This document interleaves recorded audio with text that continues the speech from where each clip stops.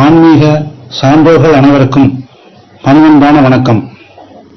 பாரம்பரியம் மற்றும் ஆன்மீக காணொளிகளை காண தமிழ் ஞானபூமி சேனல்களை பார்த்தும் பகிர்ந்தும் பயன்பெறுவோமாக.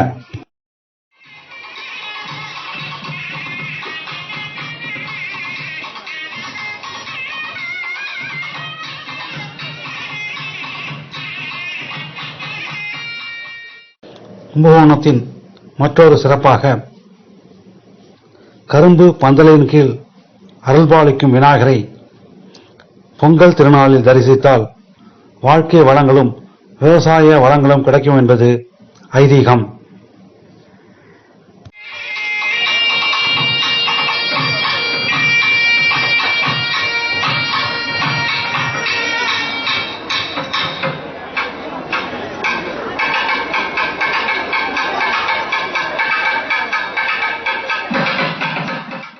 முன்னொரு காலத்தில் கும்பகோணத்தில் உள்ள கும்பேஸ்வர பெருமானை தரிசிக்க அந்த ஒரு கரும்பு வியாபாரியிடம் விநாயகர் ஒரு லீலையை புரிந்தார். அந்த கரும்பு வியாபாரி 1000 கரும்புகளுடன் ஒரு வண்டியில் கும்பகோணத்தில் உள்ள வராக குளக்கரையில் வந்து தங்கினார். அங்கிருந்த விநாயகர் அந்தன சிறுவன் வேடம் இட்டு அந்த வியாபாரியிடம் சென்று தனக்கு ஒரு கரும்பு கொடுக்கும்படி கேட்டார். அவன் கொடுக்க மறுக்கவே அச்சிறுவன், அதாவது விநாயகர் சிறுவன் ரூபத்தில் வந்து அந்த வண்டியில் உள்ள கரும்பை பிடித்து இழுக்கவே அதனால் கோபம் கொண்ட வியாபாரி விநாயகராகிய சிறுவனை அடிப்பதற்கு துரத்தி கொண்டு செல்ல, அப்போது அந்த சிறுவன் மேற்படி விநாயகர் கோயிலுக்குள் ஓடி மறைந்தான்.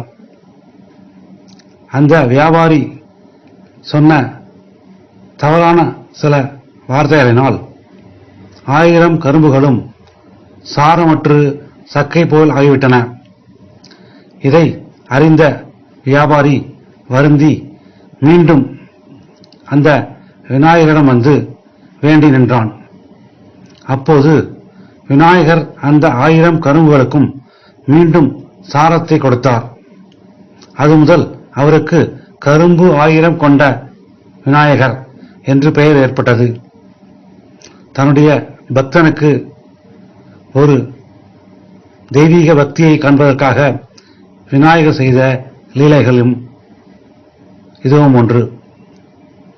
அப்படிப்பட்ட அந்த கரும்பாயிரம் கொண்ட விநாயகர் கோயில் கும்பகோணத்தில் உள்ள கும்பேஸ்வரர் கோவில் திருமஞ்சன வீதியில் வராக பெருமாள் கோவில் அருகில் அமைந்துள்ளது.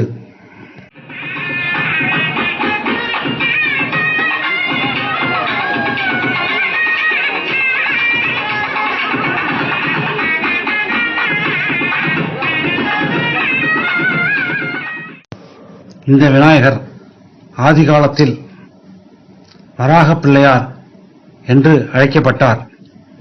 அதாவது ஆதிவராகர் கும்பகோணத்தில் அருள்பாலிக்கும் முன் இந்த விநாயகரை பிரதிஷ்டை செய்து வணங்கி தன்னுடைய அவதாரத்தில் அருள்பாலித்தார் என்பதும் புராணங்களில் கூறப்பட்டுள்ளதாக தெரிகிறது.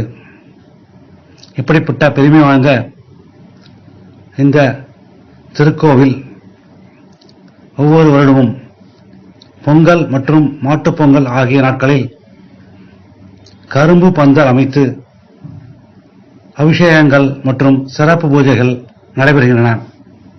அவை அமைத்தில் நாம் அந்த கரும்பாயிரம் கொண்ட விநாயகரை வழிபட்டால் வாழ்க்கையில் மிகவும் சிறந்த நிலைக்கு வரலாம் என்றும், இயற்கை வளங்களும் பஞ்சபூதங்களும் சிறப்பாக ஆண்டு முழுவதும் நமக்கு துணை பெறும் என்றும் ஐதீகங்கள் கூறுகின்றன. அப்படிப்பட்ட விநாயகரை நாம் எதிர்வரும் தமிழர் திருநாளாகிய பொங்கல் பண்டிகையில் வணங்கி வரம் பெறுவோமாக.